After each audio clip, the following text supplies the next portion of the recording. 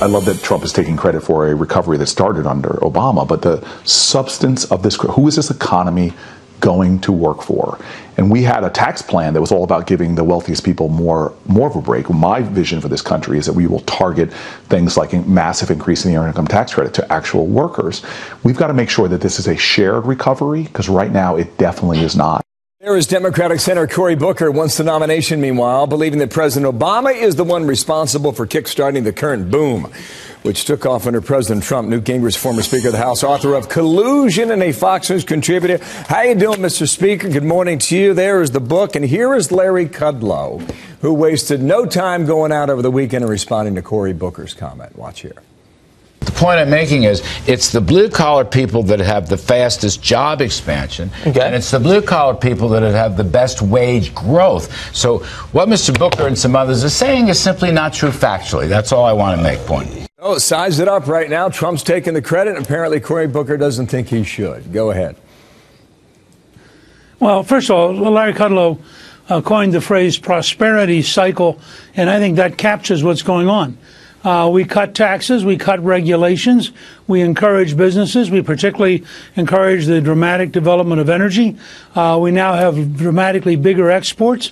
Actually, the most recent data is that the poorest 1/4 of the country is getting a bigger pay raise than our people in the upper income levels. So this is the right kind of recovery. Blue-collar workers going back to work, manufacturing growing dramatically, and I think the fact is that anybody who is serious knows that none of this had anything to do with Barack Obama. Obama's policies and the policies of the Socialist Democrats are policies of high taxes, big regulations, anti-business attitudes, and they had led us to a very, very weak economy, averaging about 1.6% growth. Trump has beaten that every single quarter since he became president, and it's getting stronger and better. And I think it's sad that the Democrats can't learn anything. You know, if you're so busy despising your opponent, whether it's in football or baseball or basketball, if you can't learn from your opponent when they beat you, you have a real hard time in the next game. And it's clear that Cory Booker is learning nothing, doesn't want to learn anything, and just goes out and repeats rhetoric that's false. I wonder if you saw the Wall Street Journal polling number that came out over the weekend. Approval of the president right now is at 46%. You want that number higher, certainly, but handling the economy is at 51%. How do you move column A to column B, Mr. Speaker?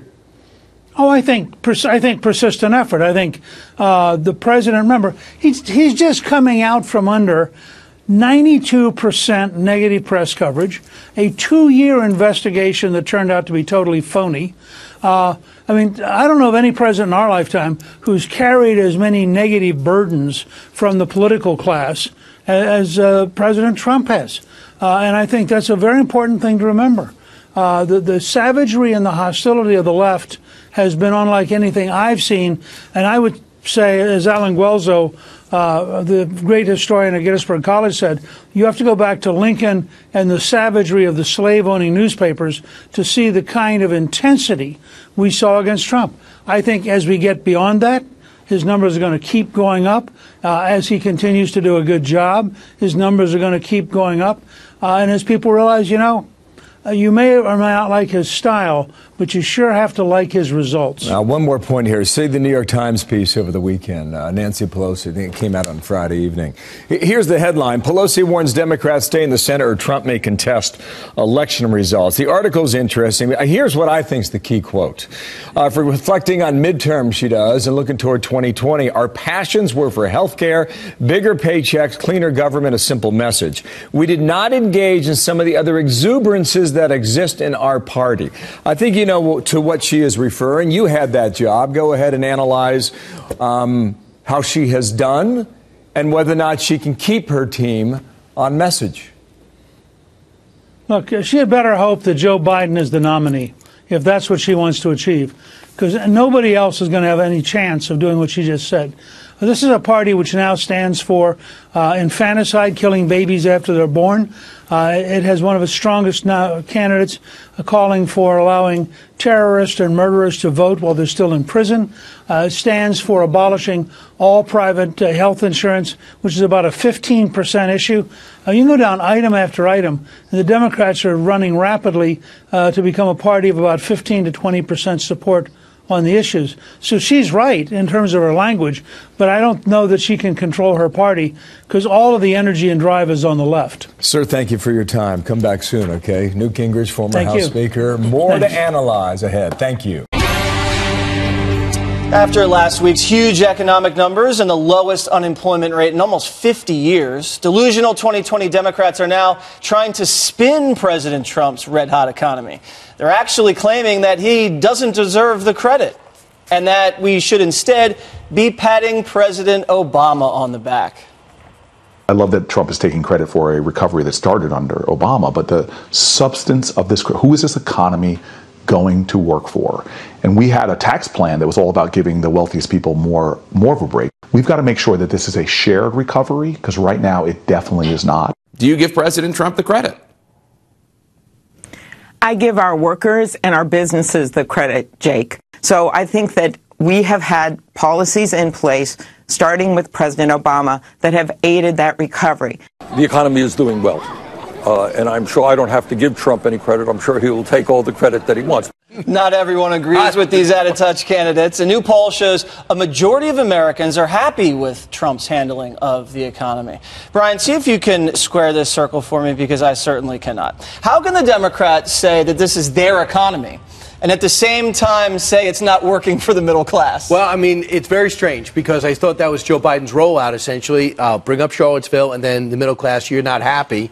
The 600 people that showed up weren't happy with the economy, but the numbers are so overwhelmingly strong, from wages to the different types of people in different classes that seem to be prospering, to the amount of jobs, to the people who are no longer unemployed. I think it's 357,000 are no longer among those who are not even unemployment, don't even show up on the unemployment ranks, but don't show up, didn't show up. They just showed up on those that weren't working at all. So things seem to be going in the right direction. I just think Democrats would have so much more credibility if they say, listen, things are going well in the economy. But here's my problem with the president. So if you don't acknowledge what we all see, we're not going to acknowledge what you think is legitimately wrong. And I just am a little confused. If I'm Trump, though, I focus on independence.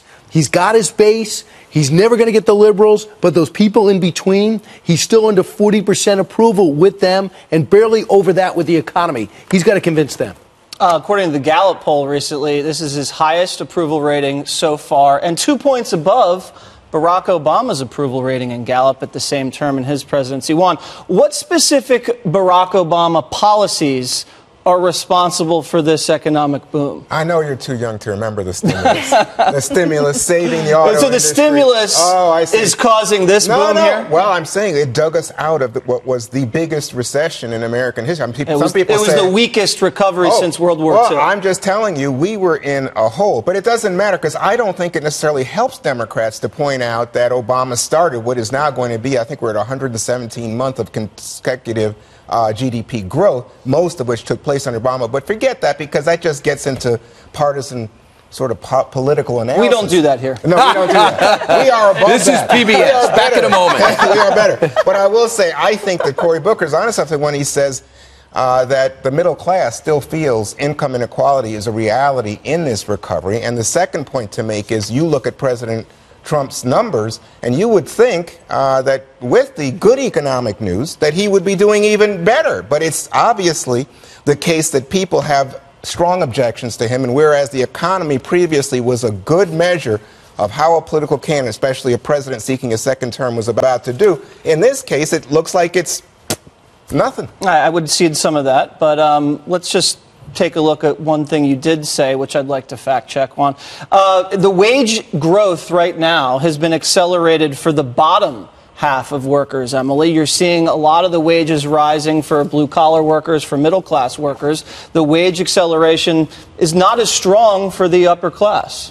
Which is why it's so difficult to reconcile that lack of consistent messaging of if the thriving economy was begun under President Obama, why did he then leave behind the middle class? Or how does he then not deserve blame for that? And that doesn't bode with the lowest part of the class on having rising wages. To touch on what you said, too, if I was President Trump, the reality is the economy is thriving. And therefore, I would not capitulate, no matter how persuasive the Democrats might try to be, on funding the infrastructure bill with raising any type of tax, including the gas tax. There's a bill right now in Congress, the GAIN Act, which recognizes our $2 trillion in debt and lease assets among government agencies, and specifically the Department of Agriculture has $155 billion in non-guaranteed debt. So basically, we sell all of that off, just like Congress did in 1986. And if Trump uses that savvy to fund this bipartisan bill that we've already agreed to, then there's no spinning the Democrats can do, no matter how hard they try. What do you think about the Democratic spin? I think it's laughable, because if Hillary Clinton were president right now, there's no way Cory Booker would be on TV talking about how it's Obama's economy, because that would be seen as being totally sexist. And if any other president were enjoying these numbers, they would be considered the greatest president of the modern era. And it would be reported as such in the mainstream media. A Democrat or a Republican. And I'm not saying it's the liberal media who's tarring and feathering this president. I think that, he doesn't help himself. He has a lot of unforced digital errors. But what's going to happen is you have to measure how people feel about where they are right now versus how they feel about the president. And a lot of people, including people in the middle class, including some low-income earners, they feel a lot better than where they were at in 2016. And they don't like the president, but they can probably stomach 4 more years, if that means 4 more years of economic growth, if the Trump administration can make that argument. And it's really tough selling, a whole basket of deplorable socialist policies that are going to cost American workers $60,000 per household if they implement any of these when people are enjoying increased wages, increased consumer confidence, and much more I just wanted robust to dispute this economic wage health. business because Jesse was taking issue with what I said, but I think what I saw was that it's about 3% in terms of wage growth. And 5%, but what Jesse's saying, 5% for the bottom 25% of wage earners, it is a 5% increase. But that's, again, from a very low level, Kennedy. Right now, it's like 40% of American workers earn less than $15 an hour. When they deal with rising housing costs, when they deal with rising healthcare costs, when they deal with rising gasoline costs, to come back to your point, they're seeing that they are getting squeezed in this economy. Three areas. I'm so glad you bring that up, Juan. 3 areas where the government is far too involved: housing, healthcare, and energy. The government is far too involved in these things. I disagree, because it exacerbates what you call income inequality, which, by the way, Obama had 8 years to foster income equality, and that didn't happen. In the latest Fox poll, what you see is like 54% of people saying GOP policies benefit the rich, Kennedy, not the middle class. Right, and a couple of things are going on with the tax plan in particular. This is where you're right, Juan. So the tax plan shows, and the numbers don't argue, and the Washington Post proves that about 80% of the country on all different levels have gotten some type of tax break. But the administration hasn't done a good job getting the word out. Plus, with direct deposit, the advent of technology, we're not really getting our check, cashing it in, and go, wait, I made $596 last week.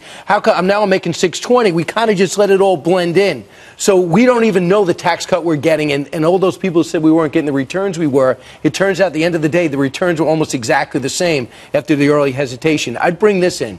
If the Republicans were smart and truly wanted to get to a different era, and if the president really feels 2 years was stolen from him because of this whole Mueller investigation, this is what I do.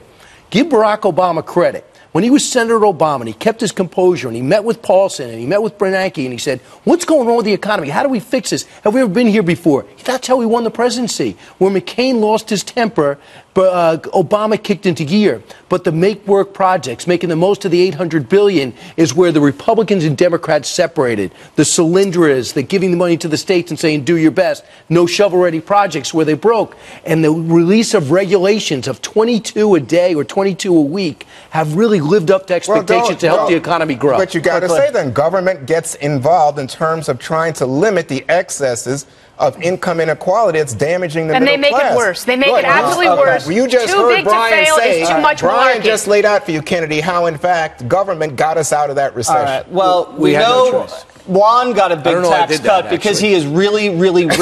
That's it.